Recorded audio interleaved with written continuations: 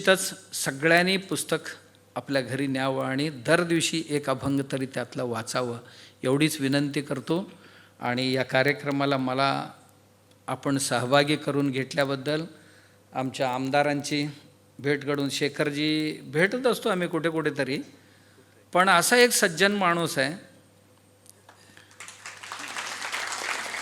की राजकारणाला तसं फिट नाही येते।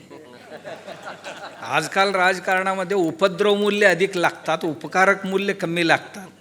आणि हे विचारे तसं उपद्रव मूल्य नसलेले उपकारक मूल्य असलेले व्यक्तिमत्व आहे। पण या निमित्ताने तेही भेटले आणि सर्व संगीतातले जे दिग्गज आहेत महाराष्ट्रातले त्यांचेही आपण दर्शन घडवलात आणि ऐकवलात, त्याकरता तुमचा सगळ्यांचाच मी भरपूर आभार मानतो। नमस्कार।